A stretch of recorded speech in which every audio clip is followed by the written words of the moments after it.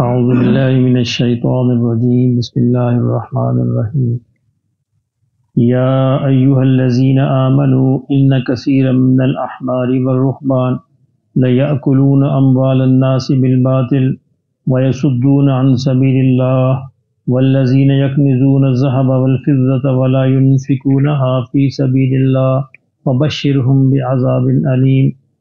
یوم یحمى علیہا فی نار جہنم فتکوی بہا جباہہم وجنوبہم وظہورہم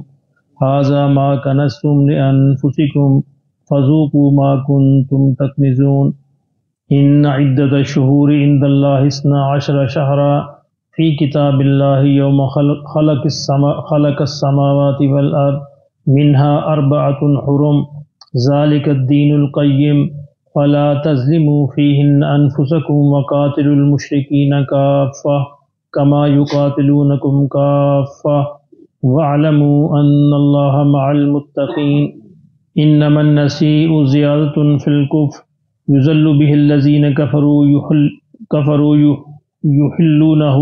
عاما ويحرمونه عاما ليواتئوا عدة ما حرم الله فيحلوا ما حرم الله زُيِّنَ لَهُمْ سُوءُ أَعْمَالِهِمْ وَاللَّهُ لَا يَهْدِي الْقَوْمَ الْكَافِرِينَ صدق اللہ العظیم۔ فرمایا کہ یا ایھا الذین آمنوا، اے ایمان والو، ان کثیر من الاحبار والرہبان، کہ یہ احبار اور رہبان جو ہے ان میں سے اکثر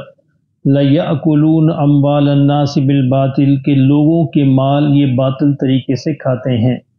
احبار اور رہبان کل میں نے عرض کر دیا تھا کہ احبار سے مراد یہودیوں اور عیسائیوں کے علماء ہیں، اور رہبان سے مراد ان کے عابد اور صوفی لوگ ہیں۔ تو یہ یعنی ایک عبادت گزار اور ایک علم والے۔ تو اللہ نے فرمایا مسلمانوں سے کہ ان میں سے اکثر ایسے ہیں، یہ نہیں کہا سب ایسے ہیں، ان میں سے اکثر یعنی کچھ اچھے بھی ہیں، ان میں سے اکثر ایسے ہیں جو لوگوں کے مال کو غلط طریقوں سے کھاتے ہیں۔ لوگوں کے مال کو غلط طریقے سے کھانے کا مطلب غلط مسئلہ بتانا، یعنی اپنے مفاد کے لیے لوگوں کو غلط مسئلہ بنا کر پیسے لینا۔ اسی طرح جو صوفی ان کے ہیں، جو عبادت گزار ہیں، وہ بھی لوگوں کے روحانی علاج کرنے کے بہانے، جس طرح مسلمانوں کے اندر بھی ہو رہا ہے کہ روحانی علاج کرنے کے بہانے ان کو مال کو بٹورنا اور غلط طریقوں سے ان کو اپنے پاس اکٹھا کرنا، تو یہ سارا مال کو غلط طریقوں سے کھانا ہے۔ وَيَصُدُّونَ عَن سَبِيلِ اللَّهِ، اور فرمایا یہ لوگ ہیں جو اللہ کے راستے میں رکاوٹ بنتے ہیں، یعنی ان کے اعمال کی وجہ سے لوگ دین سے متنفر ہوتے ہیں۔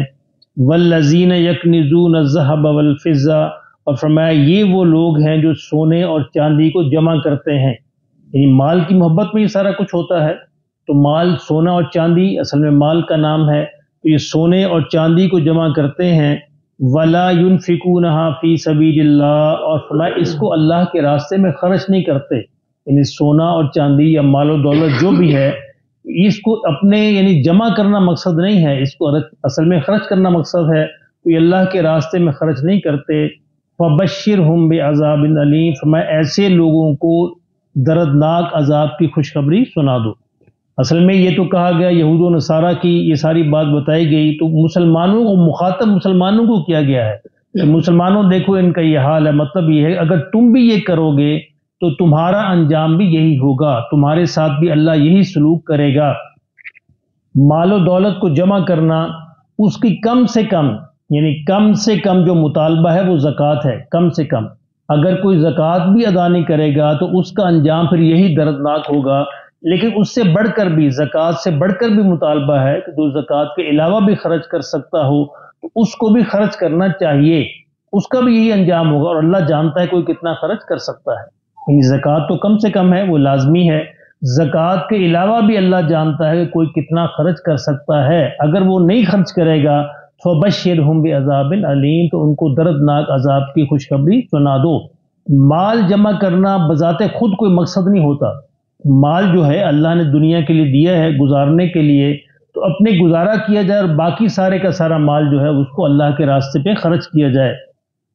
فرمایا جو لوگ ایسا کرتے ہیں ان کے ساتھ کیا ہوگا، یوم یحمى علیہا فی نار جہنم، ان کا مال جو ہے جہنم کی آگ میں اللہ بھڑکائے گا، دہکائے گا۔ فَتُكْوَى بِهَا جِبَاهُهُمْ، پھر ان سے ان کی پیشانیوں کو داغا جائے گا، یعنی جو سونے چاندی کو جمع کریں گے صرف جمع کرنے کے لیے اکٹھے کریں گے تو اس کو اللہ دہکائے گا جہنم کی آگ میں، اس سے ان کی پیشانیوں کو داغے گا، وجنوبہم اور ان کے پہلوؤں کو داغے گا، وظہورہم اور ان کی پشتوں کو داغے گا، ھذا ما کنزتم لانفسکم، اور اللہ کہے گا یہ ہے وہ مال جو تم نے جمع کیا تھا، اب چکھو، فذوقوا ما کنتم تکنزون، اب اس کا مزہ چکھو جو تم جمع کرتے تھے۔ تو یہ انسانوں کی بہت بڑی غلطی ہوتی ہے کہ انسان جو زندگی میں مال جمع کرتا کرتا کرتا مر جاتا ہے، اس کا حساب اس نے خود دینا ہے، اور اڑاتے ہیں بچے، یعنی بچوں کے لیے جمع کرتا کرتا مر جاتا ہے، بچے عیش کرتے ہیں، اور حساب وہ دے گا جس نے اس مال کو کمایا تھا، کیونکہ یہ لازمی سوالوں میں سے ہے کب مال کیسے کمایا اور کیسے خرچ کیا، اس لیے بہترین مصرف یہ ہے کہ اس کو اپنی زندگی میں صرف کیا جائے،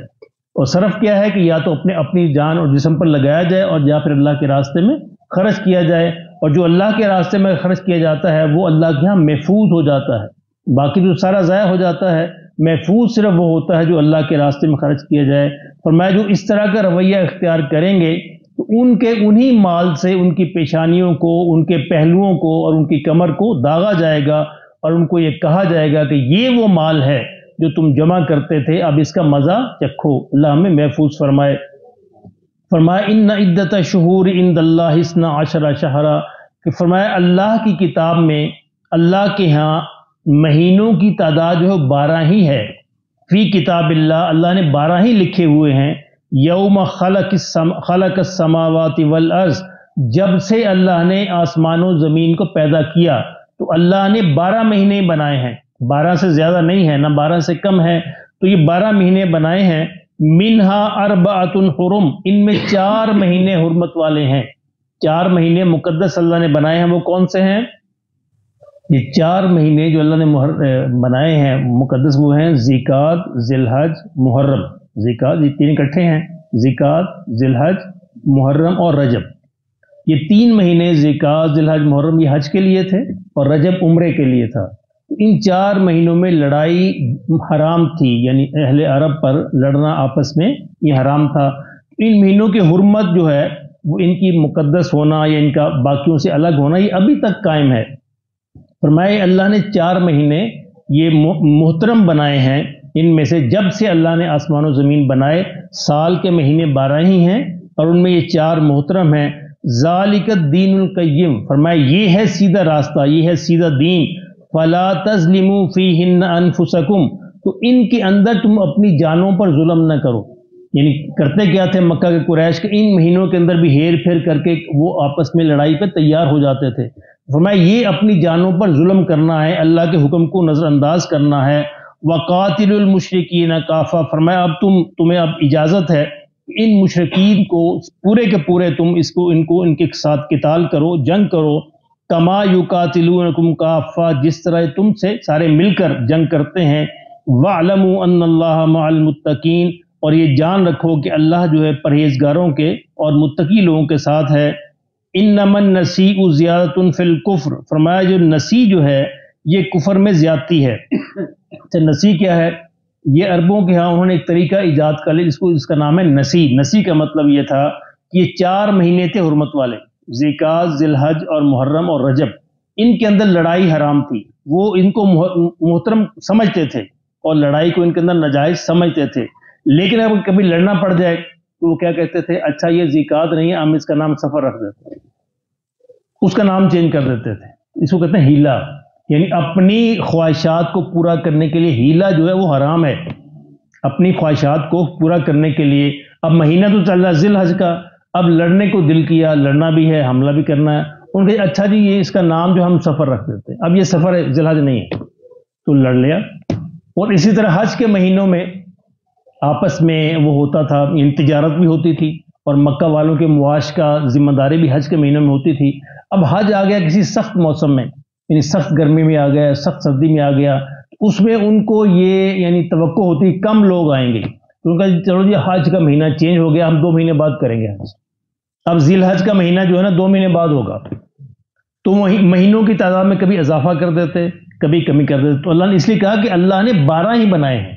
مہینے 12 ہیں، نہ تم ان میں اضافہ کر سکتے ہو اور نہ کمی کر سکتے ہو، اور ترتیب بھی وہی ہے جو اللہ نے قائم کر رکھی ہے محرم سے لے کر ذی الحج تک۔ تو اس عمل کا نام نسی تھا، نسی۔ تو اللہ نے فرمایا انما النسیء زیادۃ فی الکفر، ما یہ تمہارا جو نسی کرنا یہ تمہارے کفر پر اور زیادتی ہے، یعنی تم اپنے کفر کو اور بڑھا رہے ہو، اس سے کم نہیں کر رہے، اور بڑھا رہے ہو۔ یضل بہ الذین کفروا، اور اس سے کفر جو ہے، کافر جو ہیں اس عمل سے اور زیادہ گمراہ ہو رہے ہیں۔ یحلونہ عاما ویحرمونہ، یحلونہ عاما، فرمایا ایک اللہ کے حلال کیے ہوئے مہینے کو وہ حرام ٹھہرا لیتے ہیں،